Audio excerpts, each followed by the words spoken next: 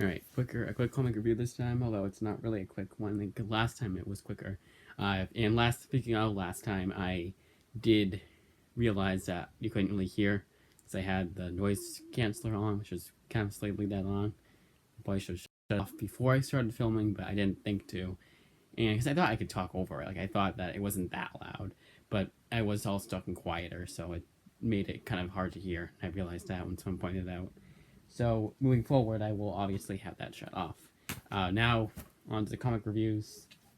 First one up is an image book, and I like to do these quicker because I was always like, oh, I'm going to be doing the end of the month, I'll be doing all the image comics are in November, that video will come out soon. I probably won't end up getting to that. The most I'm going to do, and this is actually a really good idea I came up with, because I'm rereading these. Like, this is Redlands, and I think I read this in November. And I read it again and again and again. It's a really damn good book. But I've been doing that with a lot of books recently. A lot of the image books, my personal collection.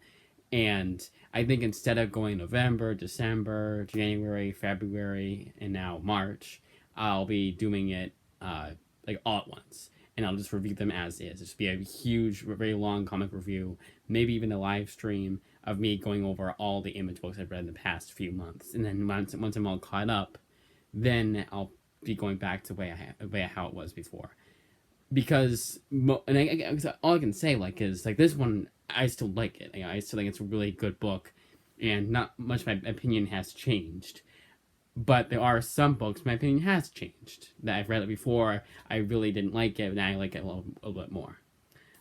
But yeah, so as I was saying with Redlands, this is a really good book. I think it does a lot of what other comics like it tried to do but failed.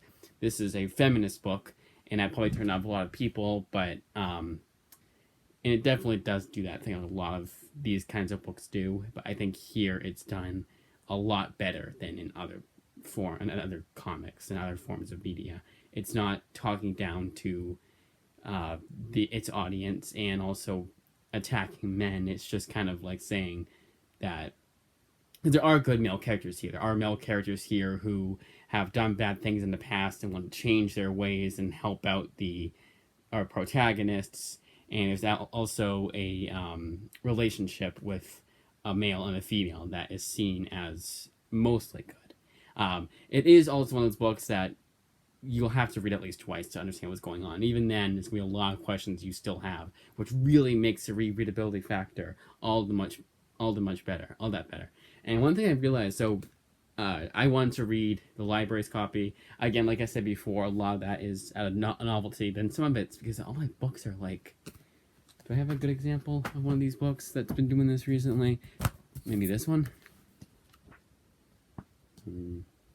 But the binding, it's starting to... Like, this doesn't come out all the way, but some of them have come out all the way. And you have that little, indent, which I know doesn't mean anything. I'm actually, I did one of these books, actually. I followed the indent and said, okay, how much longer, or is it that, if I keep reading my copy, the binding is gonna break off completely. Doesn't seem like it. I'm always super careful with the books that I read, regardless. So, but even still, I like to. My library has hey, read their copy. In fact, I go away on vacation. I'm gonna try and do all library comics. So all the comics that are from my library's copy, just so I don't have to bring my own copies along with me. And a lot of that's because I'm going on vacation, and if a little droplet of water gets on my book, I'll get a little bit really annoyed if it's in a library book. It's like, well, it's going to get that way anyway, since someone else reading. In fact, I've gotten books that have been water damaged, so I feel a lot. And then, yeah, of course, but I'm talking a little droplets of water. Not obviously I'm reading it and I fall in the pool with the book. No, I'm saying little droplets of water or whatever. But anyways, as I was saying, getting sidetracked here. My point is that I noticed this time, in that their copy is missing a page. Which, thank God I had my copy. So when I read this first volume, I kept reading my copy along with it, checking it. Okay, this make sure it matched along with this copy. So that was a nice little surprise. It totally didn't piss me off. But ironically enough, last time when I put this in, they came in too late. It was a few days after, so it's I read my copy now, or else I'll be too far behind that I want, because I like to do things in a certain order, certain way, certain fashion, and like, well, I have to read my copy if I want to keep that train going. And ironically enough, the last time I read the first 5 issues through my copy, so I didn't know it's until this time. So I did have read it all the way through, but it's kind of funny to find that out. But again, really good stuff. I think it, again, like I said, I think I said in the YouTube reviews last time, but definitely my Instagram reviews of this comic, which I probably won't do again. I'll probably leave it to the last review, in that this is right at home with A24. Like A24, that they making this into a movie, it almost has to be distributed by A24 or Neon. I'm not saying exclusively A24. I'm just saying that it's like that kind of, that has that kind of feel. 9 out of 10, maybe even 9.5, honestly. Whatever score I gave it last time stays the same. Tried to reread Trees. It makes no sense. Absolutely no sense. Some of it does make sense. There's a subplot here with a trans character that, of all the people to write a trans character, I never thought it would be Warren Ellis. So last time, and of course this time, I was paying more attention to that part of this comic, to see if there was anything that they wrote that was like too stereotypical or too this way, or like he didn't understand trans characters. But from when I've read it, it's done very genuinely, and it's not done disingenuously. It's not done in an offensive way. It's written very realistically, and major props to that. And I honestly I did like that storyline. I did like the relationship between her and one of our main characters. I thought that was really well done. But the whole thing with the trees, and just really strange, and it does not seem like it's Warren Ellis at times. It almost seems like this Warren Ellis is a different breed entirely from the one that the one that wrote Transmetropolitan just less than a decade ago. I honestly wonder if it was around this time too, because Transmetropolitan is 60 issues. I think that started around the time that Preacher did, so he could have either have just finished that or was about to finish it. So it seems very weird, but not that great. I do find some enjoyment out of it. I think it is paced well enough in some parts, but then I'll just drone on, and I just will lose the plot completely. So I have read both this. I've read this before, but this current reread, I'm on issue 14 as of today. So it was kind of funny as I do go along the days. If it's a longer book, this is 19 issues. If that's the case, I'd like to start it on the first of the month. So I'm going, and I would alternatively do it the last half of the month, so 19 days left of the month, I start on Trees. So, I finish it on the last day of the month. However, I can't do that if I'm going away on vacation. And I'm be done with everything. Everything I'm reading right now, I want to be done with before I go on vacation. So I have a new stack of books to bring with me on vacation. That's kind of how I want to do it. And I think with the smaller amount of books, not only that I'm reading now, but I'll be reading on vacation even more so. I think that'll be easy to do. But you'll get that video soon. Maybe not. I haven't been doing the movies. I haven't been doing the comics I'll be reading in the next few days, next month, or this month, or on vacation. I haven't done that video in a long time. I don't know why I said next few weeks and not month, but whatever. I was saying everything wrong until I said the right thing. That's the last thing. But I do like the comics I'm reading for this month, and I haven't been doing that. I've not been doing that for a while now. I actually think I only did it since January. But anyways, this I would give like a 5 out of 10. Just not that great, and I kind of dread reading it. Supergirl, Woman of Tomorrow. Ironically enough, the only reason why I'm rereading this is because my library has two interloan systems. One is just simply called ILL, and then the second one, I don't want to say what it's called because it would dox me, but let's call it the better interloan library system. ILL but better. And ILL but better, you'll put it in, and 9 times out of 10, they said, we have the book, here you go, and you'll get, sometimes it'll be the same day you put it in. Like, if you put it in early enough, you'll get it that day. Or you'll get it the next few days. Like, it will never be, unless there's some rare exceptions. There's one library that's, takes forever. I had to wait 14 days one time for a book to come in, and it was the only library that had it, which is really annoying.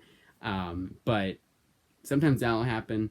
But really good service, and I've only had a few issues with them, but none of it has been. One of them is that I think the library left because I was trying to find Paper Girls, the hardcovers. They didn't have that, and also Aerosmith by Kurt Busiek. They didn't have that. It's like, oh, I think that library's gone now.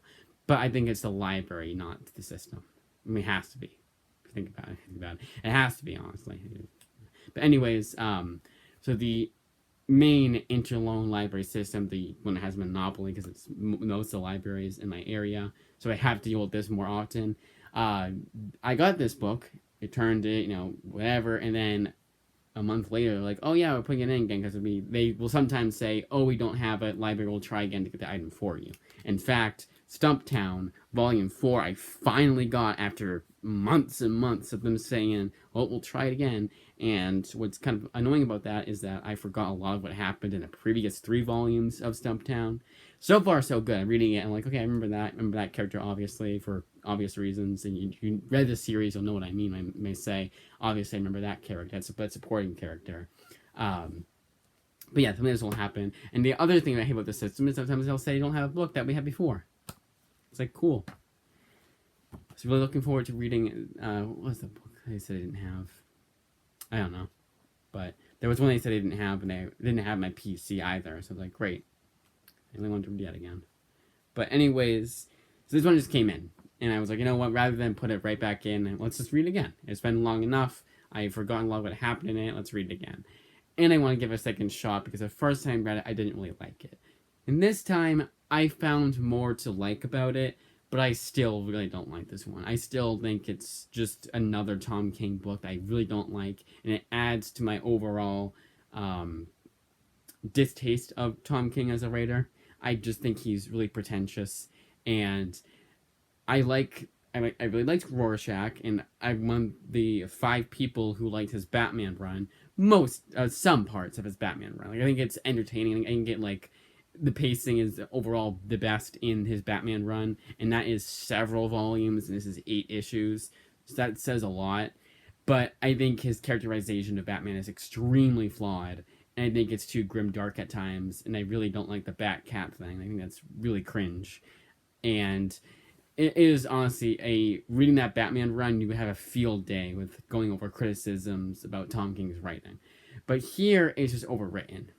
I did appreciate it more this time around, but I think they should have cut it a little bit here and there. Like, not had it be so overly narrated. Again, sometimes it does help, and sometimes it really, added to the overall feeling of the comic. But especially when I was watching the Comic Pop review, which they glazed Tom King, which they also will criticize him too.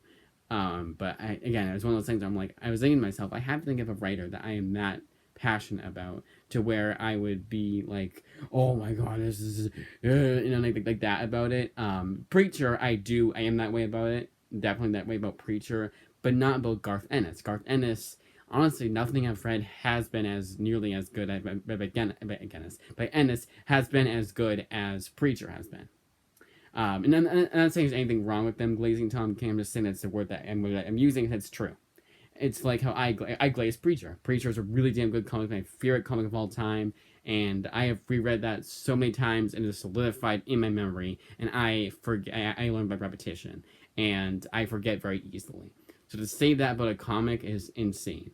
Like that and Y: The Last Man are among those books that I can probably tell you what happens in each of the books that books 1 through 5 of Y: The Last Man. I could tell you almost a chronological order of it just by flipping through the artwork. And the same for Preacher. But they just they go to a whole new level with Tom King. And I understand. I get it. And you like his work, but when I was watching their review of it, and especially when I was reading that issue of it, because I would read the issues, then watch their review of it, and what was really nice about this time is I told you where each issue ended. So issue 6 starts with okay, I've read issue 5, on to issue 6, pause the video, I'd read it along with them. I love doing that, by the way. That I have fallen out of practice of doing that, and I really really wanted to change that, so I've been doing that a lot recently, and I'm watching their videos. I'm gonna continue on that train because it's really fun to do. I do like Comic Pop in general. I'm still subscribed to them. And it's their opinion, by the way, about Tom King. It's just how I feel about Tom King as a person and as a writer. It really, like, whenever they glaze him, I'm like, it's like gritted teeth, like, yep, that's great, guys. But again, it's their opinion. I'm not gonna shit on their opinion when they clearly have their stance on Tom King. And I think that a lot of my hatred for Tom King comes from past things that aren't really relevant anymore. Even I can admit to that. But I still don't like him as a person. I still like, yeah. But I wouldn't I probably get something signed by him. Like if I had issue 1 of Love Everlasting in a Mylar, I get it signed from him and put it on in the background of a video or something like that. I'm not gonna get rid of my copies of the first 3 volumes of Love Everlasting because I didn't like this or I didn't like Strange Avengers. I still do give stuff a chance. Like when there's Element of Windhorn, I think deserved its Eisner win. So I would say I'm more mixed about him as a writer. But this one, again, is overly written, in my opinion. Oh, so as I was saying, sorry, again, sidetracked. They were talking about something that happened, and it's descriptive. But I was thinking to myself, like, wouldn't it be more beneficial if they just showed it rather than explaining it? It's not a case of show don't tell. It's a case of maybe it'd be better if you just showed it without having any dialogue and let the panels speak for themselves, and then say anything about it. Like I said, it was about the death of Krypton, how Krypton didn't blow up in a day. And I like the description of it. I think the description of it is very vivid, so it gives off that, fantastic. But also, a major problem with this one is you could probably put this in prose and nothing would change. Like, add a few more bits of description, obviously, that you need to add here and there, but it's so overwritten that it's almost like there's no point in making it a graphic novel at that point. But overall, I did like this a little bit more than they did last time, but it's still one I'm not going to read again in a very long time. Even if they make the mistake again, they put it on my, it's in transit again. They probably would. I don't know if it's a system or it's them, but it's happened before and it'll happen again. Deadpool Volume 1, Dead Presidents, does not start off that strongly.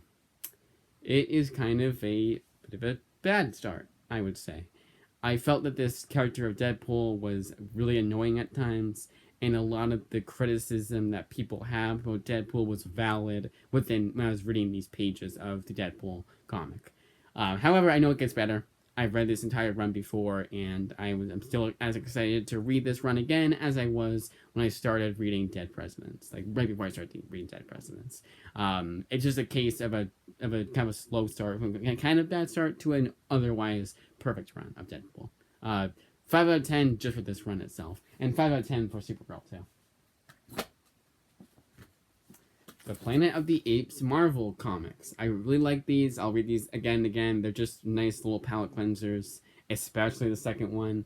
This one is what's nice about this one is this one takes place in the main continuity of the original 5 movies, and this takes place in the prequel, the recent Andy Serkis prequel movies, which I think was really cool. So if you want, you got both. If you want to read prequel, you want something set in the prequel universe, you got this. Something set in the main timeline universe, you got this. And both are fantastic. 9 out of 10 for both. Actually, you know what? No. I definitely liked Beware the Planet of the Apes better than this one. So 7 out of 10 for this, 8 out of 10 for this. Like maybe an 8.5. What If Venom is still solid. I still think it's fantastic that we're doing mini-series of the What Ifs rather than one-shots overly narrated by the Watcher. I really like the original What If comics, but if the Watcher wasn't in them, I would not mind one bit. I understand they had to paraphrase because they did to summarize because they only had one issue to do that with, but that was already a problem itself. I know mini-series weren't as popular back then, so I obviously give it some slack, but I really like how they're doing mini-series now, and this is really damn good. But like 7 out of 10 good, not 8 out of 10 good. It has a few flaws here and there. Pacing is definitely inconsistent here and there, and I think that it just kind of, it's a bit basic at times, but it's still really entertaining, and I really the artwork is amazing, and I think it's much better than the Miles Morales What If. Clobbering Time, I read Steve Scroce's Maestros and Post Americana, and those didn't really hold up as well. So I read it three times. So first time I read it, really liked it. Second time I read it was the most recent besides this time, so it was back in December of this past year, and I thought they were both really overwritten. Liked Post Americana way better than Maestros, but I still found Post Americana to be overwritten, and I still feel that way about it this time. I think there's just too much dialogue here and there, too much dialogue, especially like most of the comic has too much dialogue. I don't know what I was trying to say when I said most and not on something and blah blah blah. But here is the same way, and it's also this one has a lot of like annoying humor too. Maestros and Post Americana really didn't, but this does. It's kind of annoying. But I still like. I overall still liked all three enough, but I'm gonna be fine with going about of like 6 or more months without reading this again. 6 out of 10. X-23 Deadly Regenesis is a great addition to the lineage, and I like how it takes place. Come on. I like how it takes place, rather than being in mainline continuity, it's in between her early days. So it's not like a retelling of her origin story. It's like right after she meets who about the blonde girl one that she met back in the NYX years. Did they have? I think it's the last issue. Yeah, that character. If anyone knows their X-23 lore, it's that character. Megan, I think it was, right? So that's always nice. I remember really liking that original run, so I like how it kind of adds to the overall storyline of that character. And it doesn't retcon anything, which I felt was fantastic. At least I don't think it retcons anything, because no one dies that didn't die before. There are additional characters, but they matter enough to the storyline, but it's not like they continue on afterwards. It kind of seems like that new character will just go off into the sidelines and never be discussed again. So I like how they did that. Erica Schultz is very careful about not bastardizing any of that original continuity. Definitely had a love for the character, and that shows in this book. It is fantastic. 9 out of 10. And last but not least is Lumberjanes. And this is, if you knew a little bit about me, I guess, this is the kind of book you'd be surprised I'd be reading. Like, most of my fans on Instagram would be surprised that I'm reading Lumberjanes. I just read Preacher, or Why the Last Man, or Transmetropolitan, or The Boys, or this or that, or like, all these hard-edged, over-the-top violent comics, and they go something like this that's definitely targeted towards a different audience. But I love this. This is just an absolute pleasure to read. It's a really cute comic, and it's my kind of book.